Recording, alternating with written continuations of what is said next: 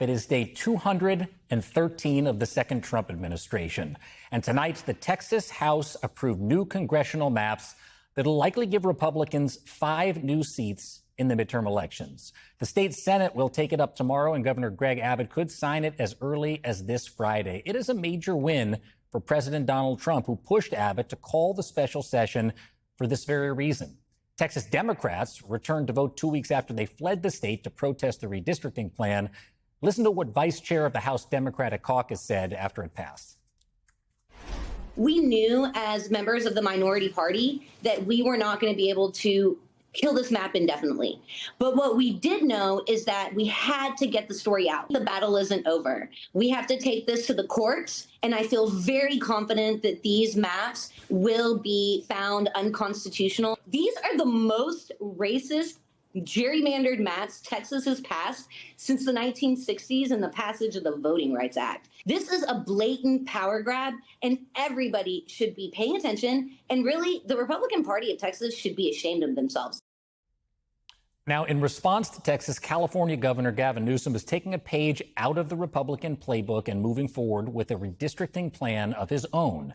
Democrats in the state have quickly pushed through legislation that would ask voters to amend the state constitution and allow them to set aside the current map if another state, like Texas, changes theirs. California's independent redistricting panel would resume drawing lines after the 2030 census. And now President Obama is weighing in and backing the approach, telling a fundraiser that while partisan gerrymandering is not his preference, quote, we cannot unilaterally allow one of the two major parties to rig the game. And California is one of the states that has the capacity to offset a large state like Texas. And with that, let's bring in our nightcap. Laura Barron Lopez, MSNBC White House correspondent, is here. Alan Smith, political reporter for NBC. Tim O'Brien, Bloomberg Opinion senior executive editor and Trump biographer. And Basil Smikle, Democratic strategist and former executive director of the New York State Democratic Party. He's now an MSNBC political analyst and Columbia University professor. So good to see all of you. Laura, let me start with you. President Trump pushed Texas to do this, as I mentioned. And he's reportedly looking at other states to do the exact same thing. Can you do me a favor? Explain how significant this is for President Trump, for the White House. How big of a victory are they declaring tonight? Well, this is incredibly significant, and it's something that the president made very clear that he wanted. And Texas's Governor Greg Abbott and the Republicans in that state decided that they were going to deliver it for him. And this is all about the 2026 midterms, and that the president understands that come midterms, you typically can sometimes become somewhat of a lame duck. You may lose one of the chambers, be it the House or the Senate, in Congress. And this is an attempt to try to avoid that. So the White House is incredibly happy with this result right now. And they're, of course, going to be looking towards other states that could potentially do it, especially as they see Democrats responding and not taking this lying down, because what it means for 2026. Democrats have been incredibly hopeful that they could flip, especially the House, where the margins are so thin in Congress. And if that House were to flip to Democratic control come 2026, then President Trump would be faced with investigations. He would be faced with stalling to his agenda and would essentially be a lame duck president. Basil, President Obama has weighed in, as I mentioned, saying that this is the right thing. It's a responsible thing for Democrats to do, to pursue a redistricting plan of their own. Gavin Newsom, actually notably had this big event the other day where the ICE agents showed up outside in Little Tokyo in downtown L.A. Is this politically the right option for them right now? For Democrats, listen, Democrats didn't start this fight, but they need to end it. They need to be able to step up and fight fire with fire. That's what the grassroots wants to see. But the reality is this is one of the many tools that Democrats should have to be able to push back against Donald Trump. He is manipulating this from his perch at the White House. He's also talked about leading a campaign to end or amend mail-in votes. Mm-hmm. This is all about manipulation. By the way, with Vladimir Putin encouraging him to do so. Absolutely right. This is a manipulation of our electoral process, a manipulation of the votes, a stripping away of everything that the Voting Rights Act was intended to do. And better believe there is going to be substantial money behind this. So this is the right move for Democrats at the right time. They cannot take their foot off the gas. Gavin Newsom has taken some big swings. Not only, Alan, is he, out front on this redistricting fight, but he's doing some incredible and pretty entertaining trolling of Republicans on social media right now. What have you made of Newsom adopting this strategy, this approach? Well, this has given him a great lane to get to the very forefront of the 2028 conversation. Yeah. California often is not at the center of our national political discourse. This is a rare opportunity for Gavin Newsom to kind of take center stage. To my chagrin, by the way, as a native Californian. Of course. Newsom has spent months trying to make overtures to the right, I would say, right? He's had Charlie Kirk on his podcast, Steve Bannon. He made those trips to South Carolina to very Republican areas. He had that debate, a year or two ago with Ron DeSantis on Fox News. Now he's taking, I would say, what he's learned in those experiences and trying to use, some of Trump's own strategies against Republicans. Tim, can I read you a couple of these examples? Because we were all going through these earlier, and there's a lot of them. Last week, Newsom posted, people are saying they are the greatest maps ever created, even better than Christopher Columbus. Donald, the failure Trump be warned, tomorrow may be the worst day of your life, all because you missed the deadline. Liberation Day for America, ! And this one was last night. He said, Fox hates that I am America's most favorite governor.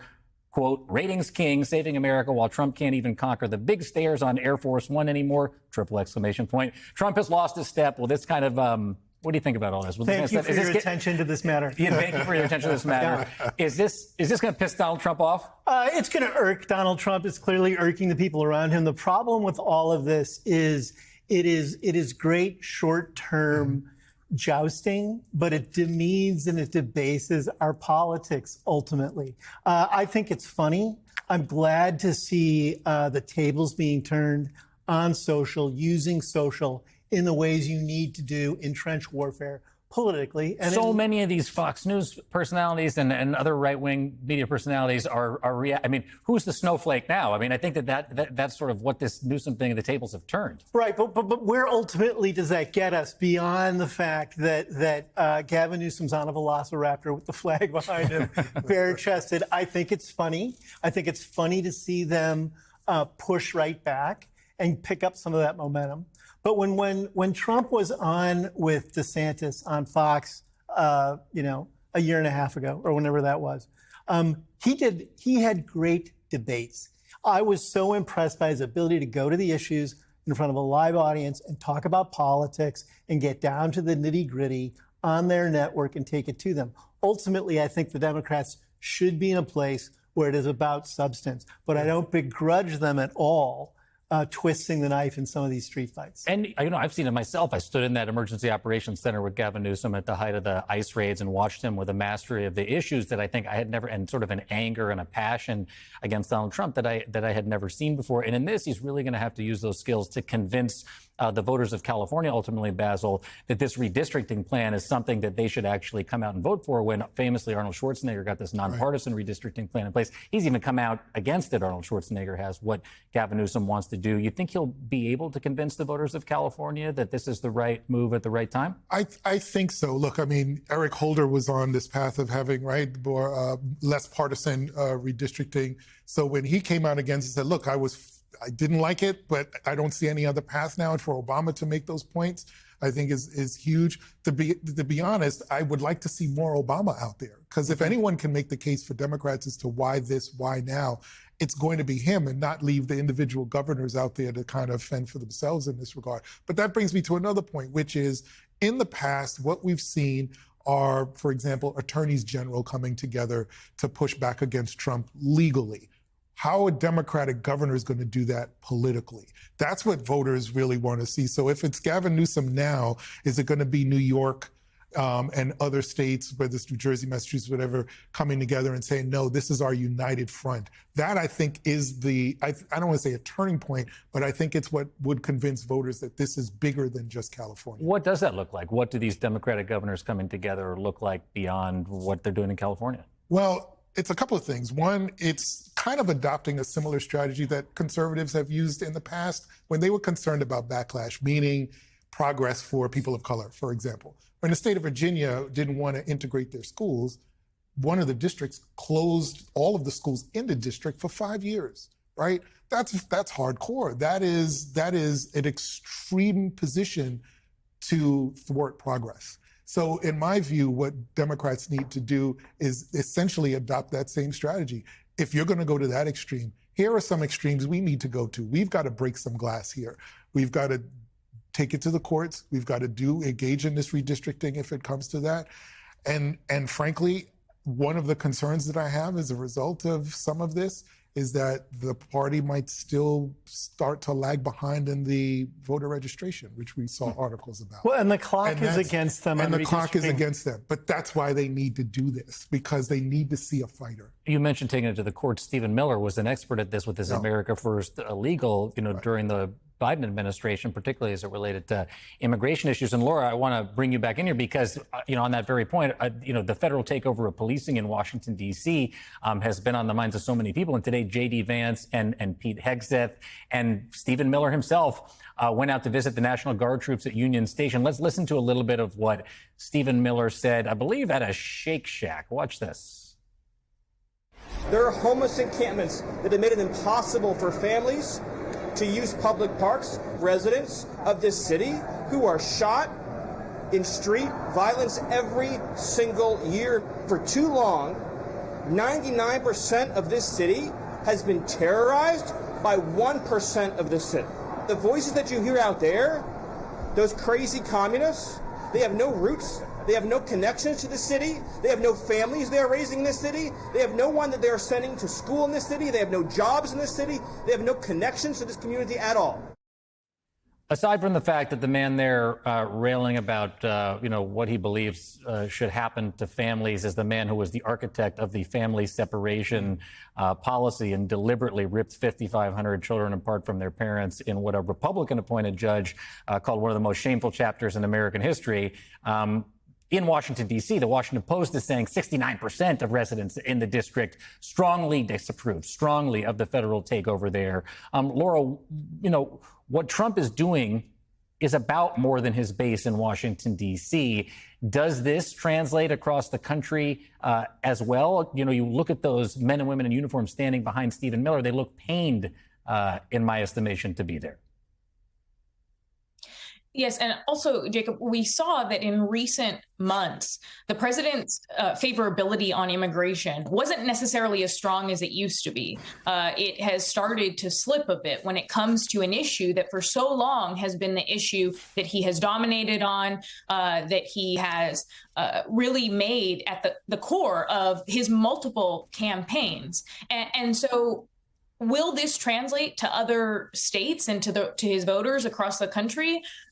I'm a little bit skeptical about that, only because the president is also threatening, and Stephen Miller has as well, and J.D. Vance, the vice president, did today as well, that this could be something. They could use D.C. as a model to then expand into other cities, into other states. Now, they may refrain from expanding that into Republican-led states because those Republican governors may not like that. But the more that they attempt to expand this, and test the powers of the presidency, which is something that Stephen Miller has long said that he wanted to do. They're operating under this unitary theory of the executive. That's something that we could start to see even his base and people who previously supported him maybe back off on that.